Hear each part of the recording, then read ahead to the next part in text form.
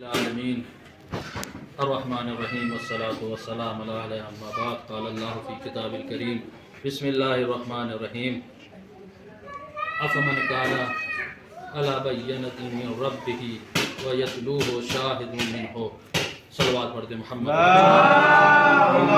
صلی علی محمد وعلی محمد۔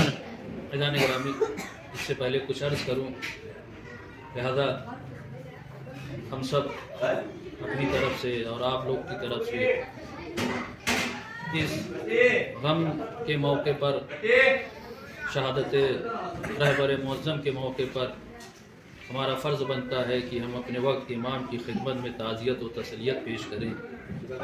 ہم سب مل کے امام زمانہ کی خدمت میں تعزیت و تسلیت پیش کرتے ہیں۔ انشاءاللہ ہماری اس تعزیت و تسلیت کو امام زمانہ قبول فرمائے۔ اس جو آیت پڑھی گئی یہ سورہ ہود کی ہے، اور سورہ ہود میں خدا ارشاد فرماتا ہے کہ بھلا وہ شخص، یعنی اس آیت کا ترجمہ ہے، بھلا وہ شخص افطرا کیسے کر سکتا ہے جو اپنے آپ کی طرف سے، یعنی اپنے رب کی طرف سے واضح دلیل لے کر آیا ہو، یعنی پیغمبر کی بات ہو رہی ہے، واضح دلیل لے کر آیا ہو اور اس کے پیچھے رب کی اجازت سے اس کے اوپر ایک شاہد بھی آیا، یعنی جو خدا پیغمبر کے ساتھ بھیج رہا ہے اس کے لیے ایک شاہد بھی لایا۔ یہ آیت بتا رہی ہے پیغمبر کے سلسلے میں، لہذا خود اس آیت کے بارے میں پیغمبر نے حدیث وارد ہوئی ہے کہ آخر اس بینہ جو لفظ آیا ہے کہ بینہ افمن کان علی بینۃ، اس بینہ و دلیل سے کیا مراد ہے، کون افراد ہے؟ تو وہ امام علی سے ابن عساکر نے اس چیز کو نقل کیا ہے کہ بینہ سے مراد یہاں پہ رسول خدا ہیں، اور شاہد منہ، یعنی اس کے پیچھے اس کے رب کی طرف سے ایک شاہد بھی آیا ہے۔ شاہد منہ کا مطلب، تو شاہد منہ سے کیا مراد ہے؟ امام علی ہے۔ بینہ سے مراد رسول خدا ہے، یا شاہد منہ سے مراد جو ہے وہ امام علی ہے۔ یہ اس حدیث کا ترجمہ اور آیت کا ترجمہ تھا، اور اس کے سلسلے میں جو تفسیر بیان کی گئی وہ ہے۔ لہذا سورہ ہود، یہ پیغمبر جو ہود ہے ان کے نام پر یہ سورہ ہے، اور اس کی خصوصیت اس میں جو ہے صبر و استقامت کے بارے میں زیادہ باتیں ہوئی ہیں کہ کس طرح حالات کے اعتبار سے انسان کو ثابت قدم رہنا ہے، اس سورے میں بات ہوئی ہے، اور انبیاء کی اس میں زیادہ آزمائش ہوئی ہے اس سورے میں، یعنی جو بیان ہوا کہ انبیاء کو زیادہ آزمائش لی گئی ہے، ان کا ذکر ہے، اور سخت آزمائش ہے اس میں انبیاء، تمام انبیاء کا۔ اسی لیے رسول خدا نے فرمایا ہے کہ سورہ ہود نے مجھے بوڑھا کر دیا، اتنی ذمہ داری تھی اس میں، استقامت، صبر تھا اور ذمہ داری تھی، جس میں رسول نے فرمایا کہ یہ سورہ ہود نے مجھے بوڑھا کر دیا، یعنی اتنا صبر، اس میں سخت مرحلہ ہے اس سورہ ہود میں۔ اس کے دوسری خصوصیات یہ ہے کہ اس میں انبیاء کے واقعات اور اس سے عبرت لینا بیان ہوا ہے۔ مثلا تمام انبیاء، اکثر انبیاء کے، حضرت نوح کی کشتی کے سلسلے میں ہے، ہود کے جناب نوح خود ہود ہے، ان کے صالح ابراہیم علیہ السلام، لوط، یہ سارے کئی انبیاءوں کا ذکر ہے ان واقعات کا، اور اس سورے سے ہمیں واقعے کے ساتھ ساتھ عبرت حاصل کرنا ہے۔ تو اس کی دو خصوصیات میں بیان کر چکا، پہلی خصوصیت کیا ہے اور دوسری خصوصیت کیا ہے۔ اب آتے ہیں آیت کی طرف، اس کے جو قابل غور آیت ہیں، اس میں ایک ایک آیت قابل غور ہے۔ پہلی آیت ہے جس میں ارشاد ہوتا ہے، دوسری اور تیسری آیت کا خلاصہ میں بیان کروں گا اس میں، کہ تین باتوں کا ذکر ہے اس میں، سورہ ہود کی دوسری اور تیسری آیت میں تین باتوں کا ذکر ہے۔ وہ حکم کیا ہے کہ اللہ کے سوا کسی کی عبادت مت کرو۔ دوسرا حکم جو آیا ہے کہ اپنے رب سے کیا کریے؟ مغفرت اور توبہ کریے۔ یہ ماہ رمضان چل رہا ہے، لہذا زیادہ سے زیادہ انسان کو توبہ مغفرت کرنی چاہیے۔ تیسری ہے کہ اپنے رب سے بندہ جو ہے وہ متوجہ ہو، یعنی اپنے رب سے باتیں کرے، اپنے رب سے کانٹیکٹ میں ہو۔ کیسے ہوگا؟ جب ہم اللہ کو یاد کریں گے۔ یاد کرنے کا سب سے بہترین ذریعہ نماز ہے، قرآن ہے، دعا ہے، اس کے ذریعے اپنے رب سے انسان باتیں کرے، اور جب اپنے رب سے باتیں کرے گا، قرآن کہتا ہے، تو اس کی دنیا بھی بہتر ہوگی، آخرت تو بہتر ہوگی، دنیا بھی بہتر ہو جائے گی۔ لہذا آخرت اور دنیا کی بہتری کے لیے انسان کو جو ہے اپنے رب سے رابطہ رکھنا چاہیے۔ اس کے بعد چھٹی آیت جو آپ کے سامنے پیش کی ہے، اس میں فرمایا گیا ہے کہ خدا نے ہر مخلوق کی رزق کی ذمہ داری خدا نے لی ہے. سچی آیت میں ہے کہ ہر رزق یعنی مخلوق جتنے اس کی رزق کی ذمہ داری کون لیا ہے؟ خدا. بشرط یہ ہے کہ ہم لوگ محنت کریں. یہ نہیں کہ رزق کی ذمہ داری لی ہے تو انسان محنت کرنا چھوڑ دے. نہیں، جب تک محنت نہیں کریں گے رزق حاصل نہیں ہوگا. اس کے بارے میں صبح میں بات ہو چکی ہے، زیادہ بات نہیں کرنا ہے. اس کے بعد ایک ہمارے اور آپ کے لیے بہت عبرتناک آیت ہے جس کا خلاصہ یہ ہے. خدا 9 آیت میں سورہ ہوتی فرماتا ہے، اور اگر ہم انسان کو اپنی رحمت سے نوازنے کے بعد کیا کریں، وہ نعمت اس سے چھین لیں تو یہ بندے کی حالت کیا ہوتی ہے؟ بے شک وہ نا امید اور نا شکر ہو جاتا ہے. خدا نے ہم کو نعمت دی اور چھین لی تو اس وقت انسان جو ہے وہ کیا کرتا ہے؟ نا امید ہو جاتا ہے. پھر وہ کفرانہ جملہ کبھی کبھی اس کی زبان سے آ جاتا ہے. مثال کے طور پر کسی کی اولاد نہیں ہوئی، اولاد ہوئی 8-10 سال کے بعد خدا نے لے لی وہ نعمت. اب انسان ہمارے 20 سال بعد اولاد ہوئی تھی. جب مثال ہے، نہیں میرا بھی روزہ ہے، مثال دے رہا ہوں، مثال ہے، کوئی وہ طریقہ نہیں ہے، نہ کوئی ارادہ ہے. مثال کہ خدا جب لینا ہی تھا تو دیا کیوں؟ سوال ہوتا ہے جب دینا لیا. اس لیے آیت تسلی دے رہی ہے ہمیں کہ جو کچھ بھی ہے وہ خدا کا دیا ہوا ہے. اگر وہ دے تب بھی شکر کرو، اگر لے لے تب بھی شکر کرو. خدا سے نا امید نہ ہوا کرو. اس کے بعد خدا 13ویں آیت میں ارشاد فرماتا ہے اس قرآن مجید کے لیے. اس دور میں قرآن مجید کے سلسلے میں لوگ کیا کیا کہتے تھے پیغمبر تم اپنے طرف سے قرآن مجید لے. اس دن میں صبح میں ایک دن بیان کر رہا تھا کہ حکم خدا ہوا پیغمبر اگر تم ان کو جو ہے ان سے ہاتھ سے لکھ کے دو اور چھلا بھی دو کاغذ کو، جو ہے چھلا بھی دو، تب بھی یہ کہیں کہ نہیں تم نے کچھ جادو بنایا ہے، جادو سے کیا ہے، خدا کی طرف سے نہیں ہے. ایسے لوگ تھے.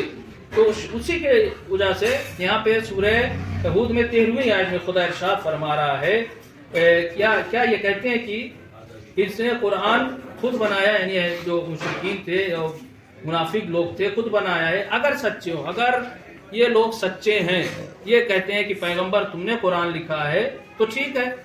جب پیغمبر نے لکھا ہے تو ان سے کہہ دو قل فاعتوا، کیا کہہ دو کہ یہ لوگ لے آئے بعشر سور مثلہ، تو ایسا کرو 10 سورہ قرآن جیسا تم بھی لکھ کے لے کے آ جاؤ، بات ختم ہو گئی. اگر پیغمبر نے انسانی لکھا ہے تو تم بھی لکھ سکتے ہو، چلو 10 سورہ لکھ کر اسی طرح لے آؤ.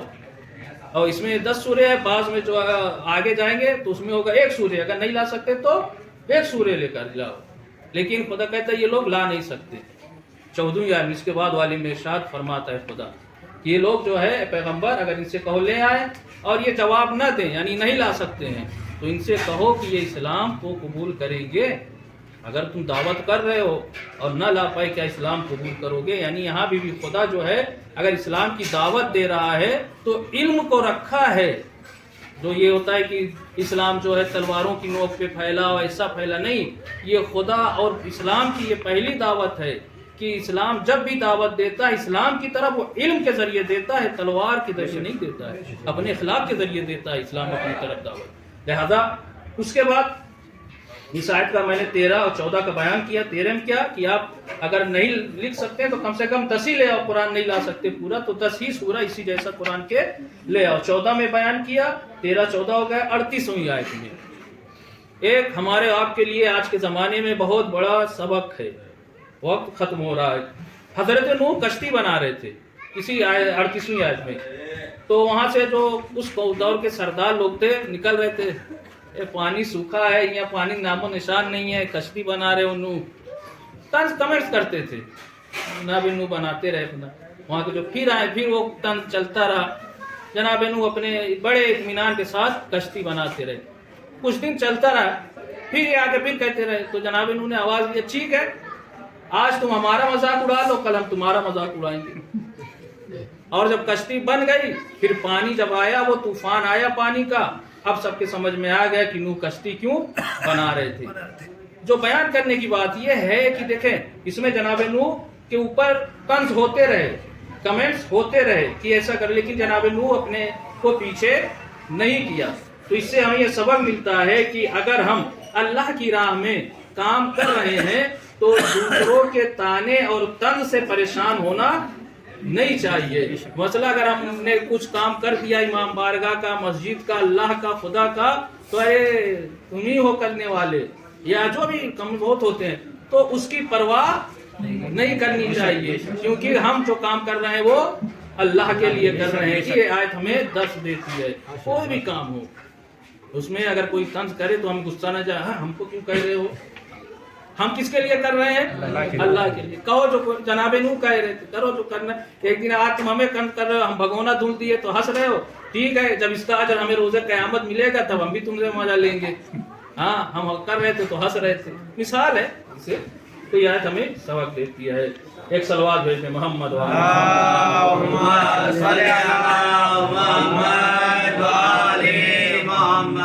ٹائم ہو گیا، 1 منٹ بچہ ہے. یہ اس لفظ میں آیا ہے، تنور کا لفظ آیا قرآن میں 40ویں آیت میں، کہ تنور سے پانی نکلا. اس تنور کے معنی کیا ہے اس کو آپ ذہن میں بٹھا لیجئے. یہ تنور کے معنی بہت بیان کیے گئے ہیں. پہلا ہے زمین کے اوپر، یعنی زمین کے اوپر سے ہر نکلنے والا پانی زمین کے اوپر، اسے تنور کہا گیا ہے. دوسرا قول یہ ہے کہ ہر پانی کے پھوٹنے کی جگہ کو تنور کہا گیا، چاہے زمین سے پھوٹے، چاہے پہاڑ سے پھوٹے، چاہے جہاں سے پھوٹے، اسے کیا کہا گیا ہے؟ تنور. جان رہے تنور کیا ہے؟ ہاں، ابھی وہ آ کر بتائیں گے خود. اس کے بعد کہتے ہیں کہ یہ تعبیر اچھی تعبیر ہے. تنور جو ہے اس کے معنی کیا ہے کہ جب سورج کی روشنی پھوٹ پڑے. ایک معنی یہ بھی ہے تنور کی، جب سورج کی روشنی پھوٹ پڑے تب جو ہے اے نوح تم اپنی اہل و عیال کو لے کر اور جو ایمان لائے ان کو لے کر، اور جو جوڑے ہیں ہر جوڑے کو دو کو، یعنی اگر ایک جوڑا ہے بکری ہے اور بکرا ہے تو دو بکری دو بکرا لے کے سب، یعنی جوڑوں کو کیا کشتی پہ سوار ہو جانا ہے. تو اس میں کیا ہے ہمیں یاد رکھنا ہے تنور. تنور کے معنی کیا ہے؟ تنور کے معنی 3 زمین کے اوپر ہے، پانی پھولنے کی جگہ ہے، اور ساتھ ساتھ مولا علی نے جو تشبیہ دی ہے کہ جب سورج کی روشنی پھوٹ پڑے، تو یہ اس کے تنور کے معنی میں ہے. اور تفسیر عیاشی نے کہا ہے کہ تنور کے معنی وہی ہیں کہ روٹی جس میں بنتی ہے وہی. تو وہ پانی جو کبھی تنور سے، بعد روایت میں ہے تنوروں سے نکلا، زمین سے نکلا، اس کے بعد اسی طرح سیلاب آیا. اور حکم ہوا جناب نوح کو کہ آپ جو ہے 2 جوڑے لے کر 3 چیزیں حکم دی ہیں خدا نے 40ویں آیت میں. 3 چیزیں. پہلا کیا ہے؟ 2 جوڑے لے کر کشتی پر سوار ہو جاؤ. دوسرا حکم دیا ہے کہ جو ایمان لائے ہوئے ہیں ان کو لے کر سوار ہو جاؤ. اور تیسرا یہ ہے کہ جو اپنے گھر والے ہیں ان کو بھی لے کر کشتی پر سوار ہو جائیے. بسم اللہ الرحمن الرحیم. ان اللہ و ملائکۃ یصلون علی النبی یا ایھا الذین آمنوا صلوا علیہ وسلموا تسلیما.